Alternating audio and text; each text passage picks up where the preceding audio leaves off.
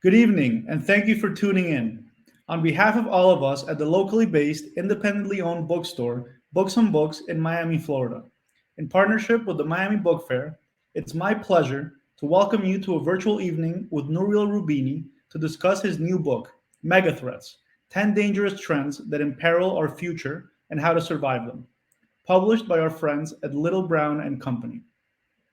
Nouriel Roubini is a professor of economics at New York University's Stern School of Business and the founder and chairman of Roubini Global Economics. He has served in the White House and the US Treasury. He lives in New York City. Just a quick reminder that throughout this evening's broadcast, you can post questions below in the bottom of your screen in the Ask a Question feature. I encourage you to support Nouriel, or Dr. Roubini, and Books and Books, as well as our independent bookstore partner, and order your copy of MegaThreats today from the link at the bottom of your screen. And now, without further ado, I'd like to welcome our guest to the virtual stage.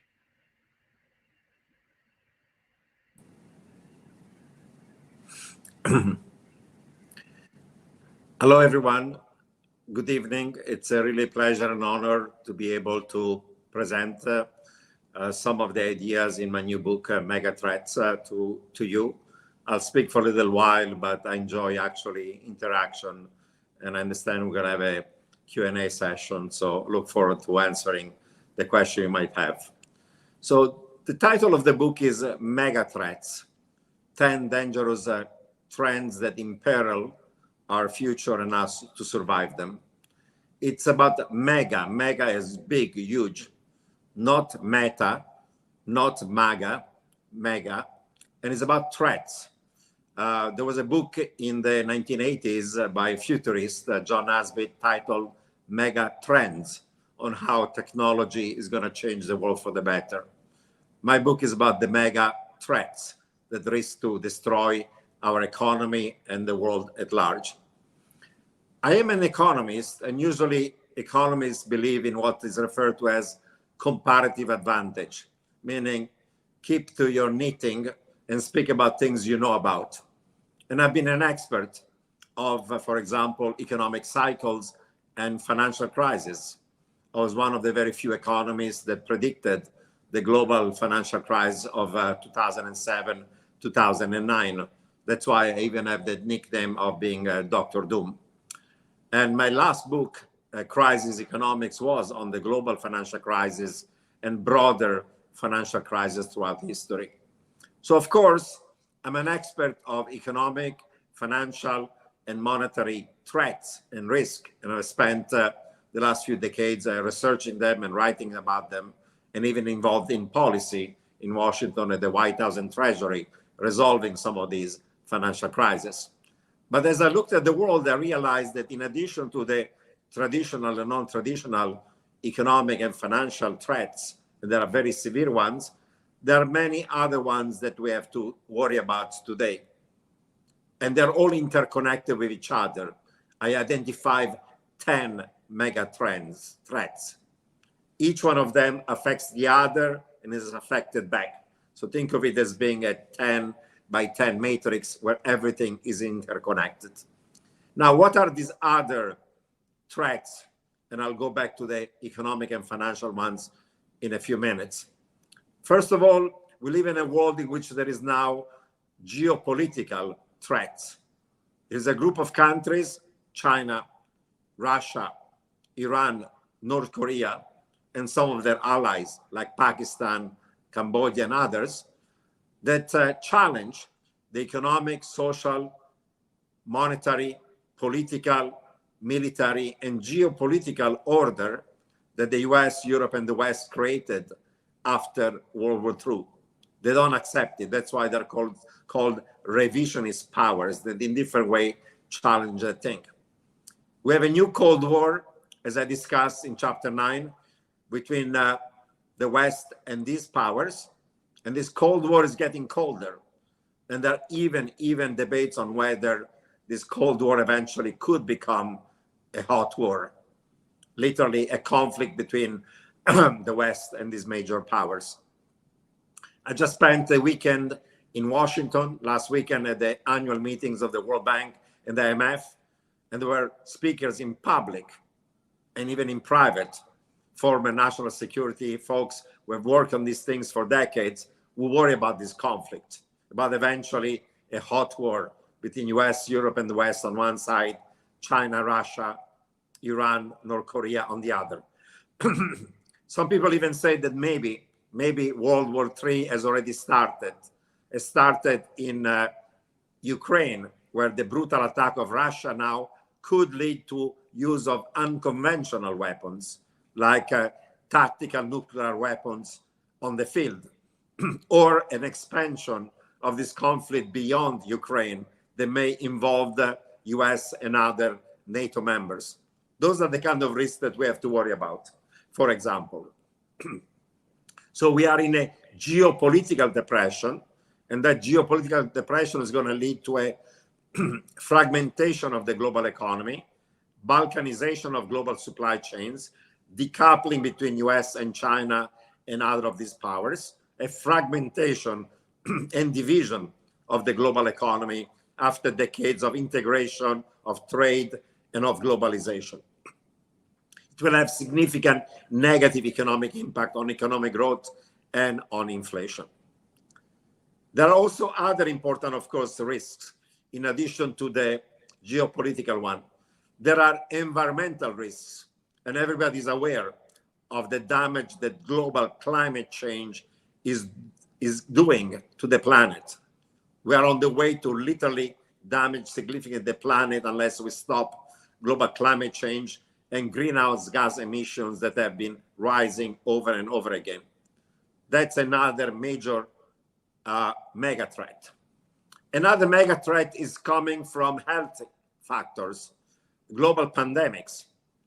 We had the Spanish flu in 1918, but then we didn't have any major global pandemics until the 80s when we had HIV, then SARS, MERS, swine flu, various episodes of bird flu, Zika, Ebola, COVID-19, now monkeypox, and there will be many more of them.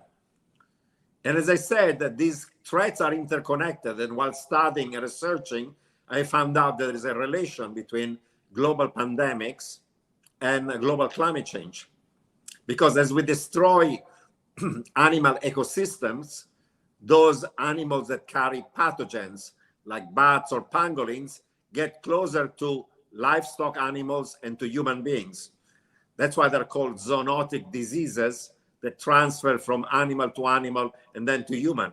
And as they get close to us, these things are happening more frequently and are more virulent. That's why since the 1980s, we've seen many more pandemics we've never seen before since the Spanish flu of 1918-19. There are other threats that are coming paradoxically from technology. Technological innovation widens and increases the economic pie, but the distribution of the benefits is skewed. It leads to greater income and wealth inequality. Artificial intelligence, machine learning, robotic automation are going to increase the economic pie, but these innovations are capital intensive, skill biased, and labor saving. So if you own the machines and the robots, you'll do well. If you own financial capital that owns the firms in this business, you'll do well. If you're in the top 10% of distribution of skills, human capital, education, like hopefully many in this crowd, for a while you're going to do well. But if you are a blue-collar worker or even a white-collar worker in a low value-added or even a middle value-added sector, your job, your income may be disrupted and you may be made obsolete by artificial intelligence, robotic, and automation. Initially, it was only routine jobs, but now even cognitive jobs can be split in a number of tasks that can be automated. And now there is even creative stuff like painting or writing a script or a poem or a piece of music that can be done fully by AI. It's only a matter of time until there will be a top 10 Billboard magazine hit song totally written by an AI.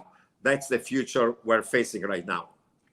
There's a threat coming from protectionism and deglobalization, and a fragmentation of the global economy, like in 1930s when we had trade wars. Deglobalization is coming from the fact that there are winners and losers, those who benefit from globalization, those who are left behind. There are issues having to do with environmental standards, labor standards, but there's also now geopolitics. People are now talking about friendshoring rather than offshoring, meaning it's risky to have your investments in China, bringing them back home or to country next to you like Mexico. People are now talking about secure trade rather than free trade. So we are seeing a process of deglobalization as well. We're also seeing a backlash against liberal democracy. Extreme radical, nationalistic, nativist parties of the extreme right and left are coming to power, both in advanced economies and emerging markets. I think that that's driven by economic malaise. A good chunk of people are left behind. They've not benefited from trade, globalization, even technological innovation. They feel that economic, financial, and political elites are getting a large share of the economic pie. There is a widening and increasing income and wealth inequality. And now people vote for non-establishment parties or for candidates within the establishment parties that are much more radical. And we're seeing authoritarian regimes or others coming to power all over the world. You have Putin in Russia, you have Erdogan in Turkey, you have Orban in Hungary, Kaczynski in Poland. A neo-fascist party came to power in Italy. The Swedish Democrats that are neo-Nazis are now part of a coalition in Sweden. And on the left side, in Latin America, used to be only Argentina and Venezuela, populists of the left, but in the last 2 years, Peru, Chile, Colombia, they went left. And in Brazil, in the election coming up, the choice is between a populist authoritarian of the right, Bolsonaro, and one of the left, Lula. I don't know which one is better or is worse. Even the Brexit decision in the UK was a backlash against essentially trade and globalization. And the fact that in the United States in 2016, Trump was voted to power was also reflecting him canvassing the populist anger of those who feel like left behind, the American carnage. Of course, Iran as a populist, but he governed as a plutocrat. He was not really a populist. His policies were not in favor of labor. He was a pluto-populist in my view. But the sentiments of those who voted for him were because of their own economic malaise, of feeling disconnected, left behind, of economic elites having control of power. So we have this backlash against liberal democracy as well. Now, there are also severe economic and financial threats. One of them is the rise of inflation, and not just of inflation. We have inflation and we have negative supply shocks that reduce growth and increase the cost of production. And with loose monetary and fiscal policy, they lead to inflation and to stagflation, the combination of high inflation and a recession. Unfortunately, in the US, in Europe, in the UK, we're headed towards stagflation. I'm old enough and I have gray hair to remember the 1970s when there were two negative supply shocks: the Yom Kippur War between Israel and Arab states in 73, the Iranian Revolution in 79, that led to a spike in oil prices, and then a recession with inflation. This time around, we had other negative supply shocks. COVID, that led to a shutdown of economic activity and disruption of supply chains. Then Russian invasion of Ukraine that led to a spike in oil prices, natural gas, food, fertilizer, industrial metal. And the third shock is the continued zero-tolerance COVID policy of China that is further disrupting global supply chains.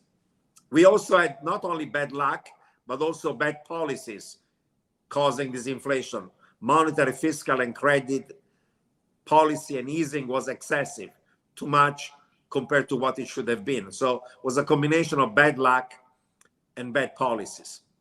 But over the medium term, there are other forces that are also negative supply shock. that reduce growth and increase the cost of production. And if monetary and fiscal policy remain loose, you'll have inflation, recession, and stagflation like the 1970s. We have protectionism and deglobalization. We have friendshoring and reshoring of manufacturing from low-cost China to high-cost Europe and United States. We have aging of population. Elderly people don't produce as much and they consume, while young people produce and save. So that's inflationary. We have now restriction to migration that kept a lid on wage growth, and now the policies are to restrict immigration for many economic and other reasons. We have the decoupling between US and China. It's going to lead to a balkanization of the global economy divided into two. We have broader geopolitical threats coming from Russia, from Iran, from Korea. They're going to also lead to a fragmentation of the global economy. We have climate change that is also stagflationary in many dimensions. Even before the Russian invasion of Ukraine, food prices were spiking. Why? We have desertification and lack of water and major droughts around the world. This year alone in Pakistan, in India, all over Europe, Sub-Saharan Africa, Middle East, Central America, Mexico, even in the US, there's a massive drought that's going to last decades that goes from the Colorado all the way to California. There is not enough water. Lake Mead and Lake Powell are shrinking. They're finding corpses of mafiosos killed in Las Vegas decades ago, literally coming to the surface. 1/3 of all vegetables, 2/3 of all fruits and nuts in the US are produced in California. And now the farmers are finding it better to sell their water rights to other people for industrial use rather than growing stuff. Even the shock to energy prices has to do with climate change. We're rightly bashing big oil and fossil fuel producers because they pollute through greenhouse gas emissions when we use too much oil. However, there's been massive underinvestment for the last few years into the capacity of fossil fuels because we want to decarbonize, but the rise in production of renewable has not been compensating enough for the fall in capacity of fossil fuels. So even before the Russian invasion of Ukraine, Brent, that is the international price of oil, was almost $100 per barrel. So that's another way in which things are stagflationary. Of course, pandemics are stagflationary, shutting down economic activity, production of goods, of services, shrinking the labor supply, creating global supply bottlenecks. And as I said, COVID-19 is not going to be the last one. In addition to pandemic, biological ones, we have also cyber warfare. Every other day, there's a news of a company whose production has been disturbed or damaged by a cyber attack. So either output falls, or to protect yourself as a private business or a government, you have to spend billions of dollars, hundreds of billions in the aggregate to protect yourself. That's stagflationary. Two final factors. There's a backlash against income and wealth inequality that is leading to fiscal policies pro-labor, pro-workers, pro-unions, pro-unemployed people, pro-underemployed people, pro-minorities. Rightly so, because if we don't deal with inequality, eventually there'll be a social and political explosion, real turmoil.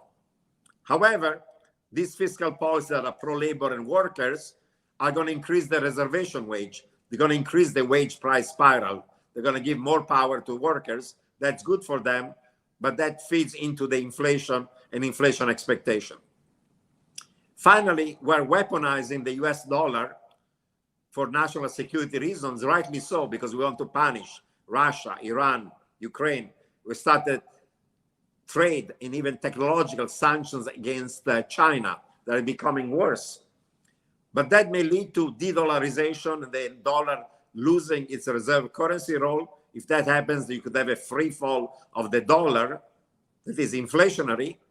And you need something to make sure that international trade occurs with financial transactions that are smooth, trade in goods, in services, in the movement of capital, labor, data, technology, information.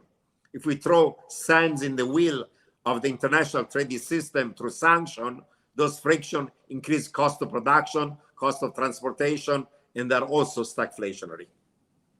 So you have at least 11 factors that are not COVID, they're not Russia, Ukraine, they're not China. They reduce potential growth, increase cost of production, and with loose monetary and fiscal policy, they lead eventually to inflation, recession, and stagflation. Now, central banks are telling us, don't worry, we're going to fight inflation because we're worried about it. The trouble is that there is so much debt in the system, and that's the subject of the first two chapters of my book. Private and public debt have exploded as a share of GDP, that if central banks try to raise interest rates to achieve 2% inflation, there'll be an economic crash and a severe recession, and there'll be a financial crash with stock prices, bond prices, the price of credit, of real estate, everything collapsing. This year, public equity, private equity, tech stocks, venture capital, meme stocks, crypto, SPACs, everything has fallen in value. Even safe bonds of the government, the price has fallen as the yield has gone from 1% to 4% for long-term treasuries. And cash was wiped out by inflation. So there was nowhere to hide.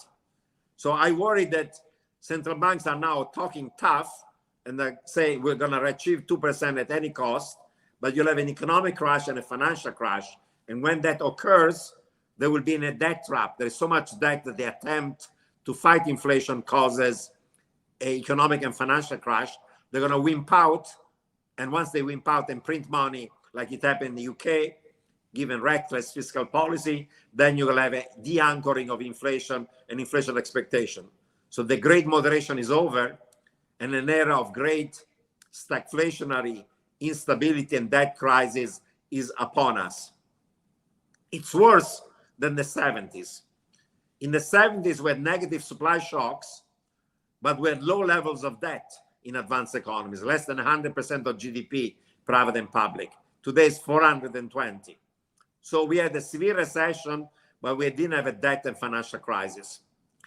After the global financial crisis of 2007 and 9, we had the debt problem, too much housing debt, mortgage debt, consumer debt, and bank debt. But we had a negative demand shock, so demand collapsed, and there was a credit crunch. So we had lowflation or deflation, not inflation, so we could ease monetary and fiscal policy. Today, we have the worst of the 70s with multiple short-term, medium-term, long-term negative supply shock, and we have amounts of debts that are like those or more than the global financial crisis. So with the worst of the 70s and the worst of the post-GFC period. So not only we're going to have inflation, not only we're going to have recession, therefore inflation, recession, stagflation, but we'll have also financial and debt crisis. We're going to try to wipe out the real value of nominal debt by using the inflation tax, unexpected inflation, because they're unwilling to raise taxes or cut government spending. So in this debt trap, central banks have to monetize it, and then they blink, they wimp out, end up with inflation, stagflation, and still with a debt crisis. I spoke about explicit debt that now is 420% of GDP, private and public, private being the debt of household, corporates, and financial institutions. But there's also implicit debt that is coming from aging. We have pay-as-you-go social security systems like in US and pay-as-you-go payment for Medicare. And with aging, less young people, those unfunded liability and implicit debt is huge. By some estimate, 100% of GDP in the US alone. Public debt is already 100% GDP. The explicit debt of the government, there's this implicit debt. So that's another time bomb. And in the past, we resolved the problem of aging by allowing people come in our country, increasing the labor supply to migration. But now there's a backlash against migration for economic reasons and other reasons. Frankly, the migration policies of the Biden administration are not that different from those of Trump. We have a few 100,000 people, poor and scared, were fleeing Central America, trying to enter the United States, and we're stopping them. And in the future, it's not going to be a few 100,000. It's not going to be millions. It's going to be tens of millions. in scenario of severe global climate change, you'll have billions of refugees trying to move from places that are too hot to live or too damaged to droughts, desertification, wildfires, sea rise level, flooding. Billions of people are going to have to move, try to come to parts of North America, like the Midwest of the US and Canada. Even within the United States, if we don't stop climate change, many parts of the US are not going to be habitable. People have moved during COVID from New York to Florida and from San Francisco to Austin, Texas. With due respect, a lot of Florida around the coastline is going to be flooded because of climate change. After the latest hurricane, you cannot even get home insurance in most parts of Florida that are near the coastline. It's getting that bad. Those are some of the consequences of climate change. So we live in a world of explicit debt, of implicit debt, of boom and bust. This cycle of boom, bubble, bust, and crash are becoming more severe, more virulent, more frequent with economic and financial crisis, in part because of misguided policies, at the time where there are all these other threats that are upon us. Now, in the book, after I discuss each one of these 10 mega threats one by one, there are two chapters, 11 and 12, about the future. There's one part that is dystopian, where all these threats come to essentially to materialize. They feed on each other in a negative feedback loop, and it's the end of the world as we know it. It's not just economic financial meltdown, but we can destroy each other through World War III, nuclear winter, climate change, AI taking over humanity, trade and deglobalization, pandemics, and you name it, and political collapse of democracies towards authoritarian regimes that are violent and aggressive, like in the 30s. There's another part that is utopian or less dystopian, where gradually, domestically and internationally, we resolve this problem and we don't end up into the disaster. I hope that the utopian path scenario is going to occur, but in the epilogue of the book, I say that the dystopian one, unfortunately, is more likely, because there is disagreement within countries on what are the right policies and disagreement among countries and the international level. And many of these problems, climate change, pandemic, financial crisis, cannot be resolved nationally. They require international cooperation. But in a world of geopolitical rivalries, that cooperation becomes near impossible. So unfortunately, in the epilogue of the book, I say that the dystopian path looks more likely than the utopian one. Now, young people care about the future, like climate change, more than the elderly, but many of these young people don't vote. We can hope that by understanding and being aware of these threats, we're not going to keep on kicking the can down the road. We're not going to put our heads in the sand pretending there is not a problem, and slowly, we're going to address them so we can avoid the catastrophe, the crisis, the instability, the chaos, the doomsday, and the apocalypse that is in the dystopian scenario. I very much hope that that's the case. And while my book is scary and maybe a little bit depressing, is a call to arms to say, let's wake up. These things are going to destroy all of us.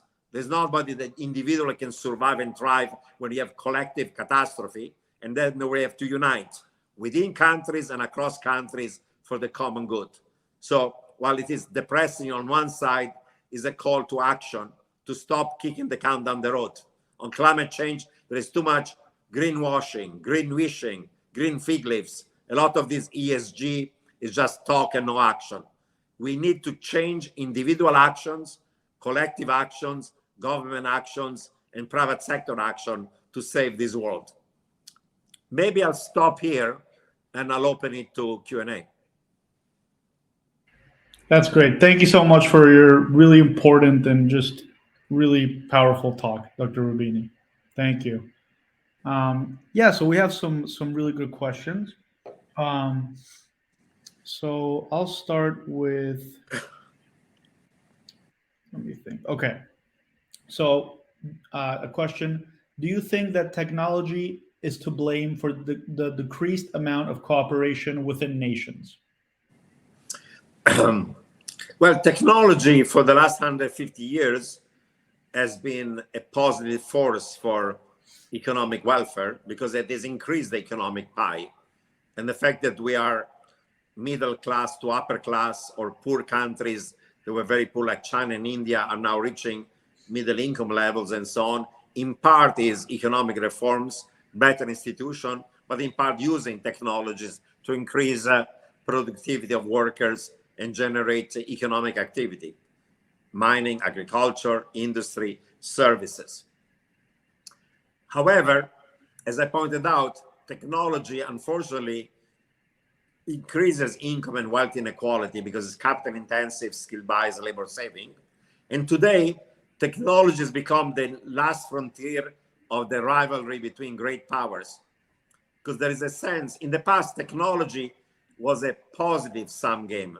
Even if US was developing some technology, everybody's going to be benefiting from it because, say, we can develop cell phones, but then even poor people in Africa can buy a cheap phone, not as expensive as an iPhone. So technology spreads so that the benefits of it are global. However, in the case of AI, machine learning, robotic and automation, there's a little bit of a zero-sum game because the government or country is going to dominate these industries of the future. And all of these industries of the future are based on AI, machine learning, IoT, meaning Internet of Things, where billions of sensors collect the big data, and then the big data with the AI together with 5G uses them to do economic and other decisions. So there's a sense there is now a race of who's going to control and be the dominant power in AI, ML, robotic automation. Is a race between essentially US and China. Europe has basic research, but not much else. And who's going to be dominating AI is going to dominate the world, economically, financially, and more importantly, from a military point of view and a security point of view. So it looks like a zero-sum game. So today, actually, technology is becoming one of the elements of the strategic rivalry between US and China. And US has just decided that any exports of semiconductors that go into supercomputers, AI, and other advanced civilian and military uses in China should be forbidden. This is a radical expansion of the technological sanction that we imposed a few years ago only on Huawei and on ZTE. Now anything is stopped. Not just stuff they produce now, but if our technology is used for the production of semiconductor in Korea or Europe or in Japan or in Taiwan, they cannot sell those semiconductors to China if they have any of our own technology. So we're really trying to cut off China from semiconductor, especially the advanced ones. This is a form of containment. We're at the stage we're trying to contain China. Before was cooperation, competition, confrontation. Now the US strategy towards China is becoming one of containment. It's a risky one, maybe necessary for national security, but very risky. So yes, technology is the last frontier of the rivalry between great powers. Thank you. So we have a question from William. How do you go about researching your books? Well, there are some topics that I know inside out. I know about the global economy. I know about financial crisis, about economic cycles. I've been doing it as an academic for over 30 years, as a policymaker, as somebody who's run economic consultancy. I used to spend before COVID more than half of my time going around the world and talking to everybody from common people, policymaker, people in finance, in business, in the private sector. So I can intelligently talk about US, Europe, Japan, China, emerging market, and so on. So it's research, reading, data, but also qualitative analysis. But as I discussed, I decided to go beyond my comparative advantage because there were other things that were important: social, political, geopolitical, technological, environmental, health risk, and political ones as well. So I took the angle of looking at these other threats from an economic point of view. I'm not a scientist, so I'm not discussing the science of climate change, but I discussed the economic damage and what could be the policy solutions, or whether AI robotics is going to destroy most jobs and labor income, or what's the economics of pandemic, and how much of this backlash against liberal democracy is due to economic factors as opposed to more social, religious, ideological, of other sort, and so on and so on.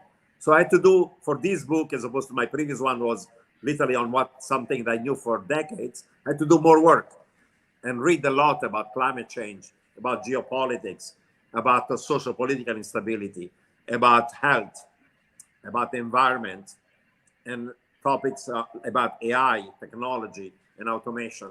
Hopefully, I've done a good job of understanding them and giving them an economic angle as opposed to another one. Okay. I have a question that sort of ties into that. It is, how has being a global citizen, a nomad, influenced your work? Well, I was born in Istanbul, in Turkey. My family is a Persian Jewish family. When I was a year old, we left Istanbul in Turkey and went back to Tehran in Iran. By the age of 3, I was in Israel, near Tel Aviv. By the age of 4, we moved to Italy, Milano. Finally, we stopped there and I grew up there. But I had a bit of a global bug, being a wandering Jew, always traveling in Europe and around the world and going to visit family in Israel and Middle East. So I always had a global perspective. And while I'm a proud American now, and I care about the US, I think we should care also about the world, not only about the welfare of Americans. Because in this world, either we swim or we sink together, not only nationally, but also internationally. And therefore, I always had a perspective of what's good for the world and for humanity, as opposed to individual countries, because otherwise it becomes a bit of a zero-sum game. So definitely that background has taken me to take a global perspective. I know the word globalist is a bit of a dirty word today. People accuse the globalists of being the elites. But I don't think they care about the elites. If you're a globalist, you care about making sure that 2.5 billion Chinese Indians have a chance to grow. And that requires a trade and globalization. That 1 billion Africans, soon enough, by the end of this century, 2 billion have hope and economic opportunity. So we have to care about people that are much worse off than us. Of course, we have a lot of economic difficulties in this country. There are people, over 1 billion people, that live on less than $2 per day around the world. That today, for us, inflation means higher gasoline and food prices. It's painful, and I feel the suffering of those that are troubled. But in other parts of the world, those rise in food and commodity and energy prices means hunger, means famine, means the risk of literally of having millions of people starving because of what's happening. So it's painful here. Think about how much more painful it is in places like sub-Saharan Africa. So I think you have to take the global view. If you care about humanity, we're the same humanity, regardless of our ethnic origin, religious origin, national origin, cultural origin. And either we save this planet together or we're going to destroy it together. So solutions cannot be national. We need international cooperation. So I'm a proud globalist in the best sense of the word. Got it. Thank you. We have a question that has a vote. Somebody voted on it, so I'm going to go to this one next. If many of these problems are not fixed, how can average people go about preparing for the dystopian future? Many of these things, as I said, have to be resolved at a collective level, but there are things that the individual can do as well. Of course, to deal with climate change, we need national policies, but each of us has a carbon footprint that is excessive. 25% of all greenhouse gas emissions come from livestock animal. If we were all vegetarian or vegan and we were not eating meat, chicken, poultry, and beef, there'd be much less greenhouse gas emission. It's painful individually to do so for many reasons. Or if you don't want to become obsolete and your job to be replaced by AI, first of all, you have to retrain yourself all your life. Secondly, when you are in college and you're like a young man or woman, you have to think about what to study. My recommendation will be have a major in STEM, science, technology, engineering, math, and computer science, but also have a minor in liberal arts, because in the new world, you have to also to think well, read well, write well, to be flexible, and things that machines cannot do as well on that creative side. Or if you major in liberal arts, take a minor. You need to know some technology. You don't need to program, but you need to understand technology and how it affects you. If you don't, you're more likely to become obsolete. So some combination of STEM and of liberal arts. There are also things you can do at the financial level. You're never going to become rich by day trading and trading in meme stock or crypto and shit coins. In life, you have to work hard, study hard, so you get a good job, you have a good income, you have to save some of it, and you have to save for the long run. I personally have never in my life traded an individual stock. I take my savings, I put them in a diversified portfolio of equity and some safe assets, and I forget about it until I'm gonna retire. That's the way in which you're gonna build compound interest over the years, over decades, enough money to survive when you're old and retired, because Social Security is not gonna cover your expenses. So you have to study hard, you have to work hard, you have to save, and you have to invest for the long run, not for short-term quick buck. Unfortunately, many people are left behind. Millions of divorces, people were skillless, hopeless, wealthless, incomeless, or with shaky incomes, and they're becoming desperate, and they gamble. And that's another way of conning people. During the global financial crisis, people couldn't afford their homes.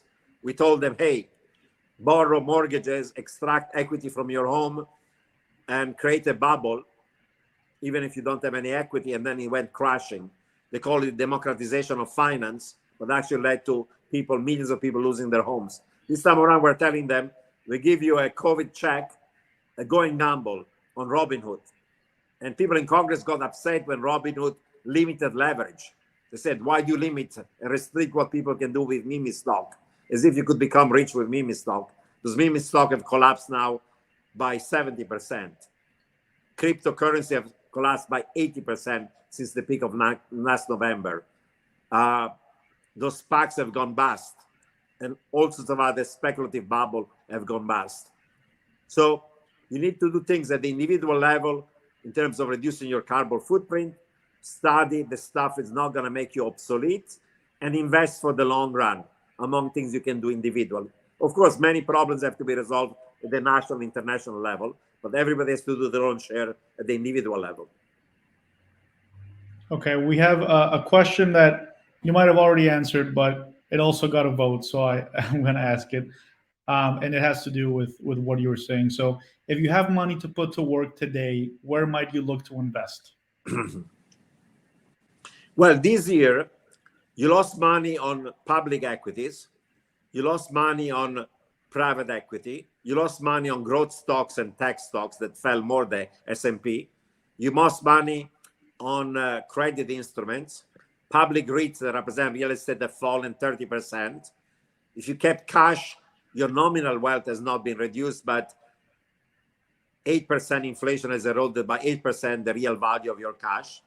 So you have to think about alternatives that give you a positive nominal and real return when inflation is higher, when there is debasement of fiat currency, when there is social, political, and geopolitical instability, and when there is climate change. My view would be you lost money even on bonds because the bond yield in US Treasury long-term has gone from 1% to over 4%. So the price of the bond is inversely related to the yield. So the price of bonds have fallen by 30%. So safe bonds of the government, long duration, have lost more money than the S&P this year. Usually when you lose money on equity, you make money on bonds because the price of the two are negatively correlated. Risk on, risk off, growth, recession. This year, even bonds, you lost money because yields were going higher. So when inflation is rising, the correlation becomes positive. You lose money on equity, and you lose money on the bonds. So what can you do? You need to hold short-term treasuries, 2 months treasury that reprice at a higher yield as inflation goes higher and the Fed tightens, and they don't have the loss in the price, market price of it. You want to be in inflation index bonds like TIPS. You might want to be over time overweight a little bit in gold, precious metals, and some commodities that tend to do well when there is inflation. And in the 70s, real estate did better than equity. Equity were sharply down, real estate did better because you can increase rents when there is more inflation, and land, farmland, commercial residential real estate is in limited supply in the short run. So you want to be in real estate. But even in real estate, you have to be investing to REITs that are resilient to climate change. A good third of all real estate in the US is going to be subject to stranded assets because of climate change. Unfortunately, starting in Florida along the coastlines and the South and the West and the droughts and the wildfires and the heat and you name it. A good third of US will have to move from southern coastlines towards the Midwest into Canada in the next 20 years. That's a great migration is going to start in the next few years, as you cannot even have mortgage insurance or home insurance on your home in Louisiana and Florida anymore along the coastlines. So a combination of short-term treasury, of tips, of gold, of real estate over time is going to do well. Gold and real estate have not done well this year because the Fed was tightening monetary policy and say we're going to fight inflation. So real rates were going higher. But if I'm right, the Fed's going to have to wimp out and blink when there is a risk of economic financial crash. That's when gold and real estate are going to do well as a hedge against inflation. And gold is also a hedge against a collapse of the value of the dollar, as other countries are going to go into gold when they de-dollarize because their dollar assets can be seized by the United States through sanctions. So you need a sophisticated construct. I'm involved actually in a new asset management firm that by the end of the year is going to launch a product. It's a combination of these assets as a hedge against inflation, against debasement of fiat currencies, against social, political risk, geopolitical, environmental. Stay away from crypto. Those shit coins are worth nothing. They don't have any fundamental value. They're not currencies, they're not money, they're not even assets. They've lost literally, there were 20,000 ICOs, 80% of them were a scam. 17% of them have disappeared, and the remaining 3%, a few hundred, have lost on average 80 to 90% of their value from the peak. The future of money and finance is not in crypto. Stay away from that junk. A bunch of insiders were going to fool retail suckers and sell them these shit coins at a high price. And Bitcoin was as high as 70, now down to 19. Same thing for the other one. Stay away from it. It's the most risky of all. Our final question is COVID the biggest catalyst for many of these threats? It's not the biggest catalyst, and luckily we found vaccines. There could be worse pandemics than COVID, and we might not find the vaccines. But COVID caused a recession, caused a global supply bottleneck, caused the great resignation, reduced economic growth, caused, among other factors, inflation, led us to massive monetary, fiscal, and credit easing that became excessive. COVID was related to climate change. COVID created a mental health crisis. People really desperate, losing income and jobs and their livelihoods. It created more geopolitical conflicts with the world blaming each other, China, Russia, the US, and there was no cooperation. It creates more debt, more inflation, weaker economic activity, more domestic division, more international division. So yes, it's one of the threats that is affecting all the other ones, but all the others affect also this one in many and different ways. So I don't know if it's a catalyst, but certainly has made things worse for us in the last few years. Well, thank you so much for this talk and for answering the audience's questions, Dr. Roubini. It was a real honor for me to be here and for you to have you as a speaker for Books and Books. I also want to thank the Miami Book Fair and all of you for watching and for reading. I really hope you'll support Dr. Roubini and independent bookstores by ordering your copy of MegaThreats: 10 Dangerous Trends That Imperil Our Future and How to Survive Them, on the link at the bottom of your screen, or by popping into one of our stores in Miami. Have a great night, everyone. Thank you. Thank Thanks you. for having me. It was a great pleasure and honor. Thank you so much. The pleasure is all ours. Have a good night.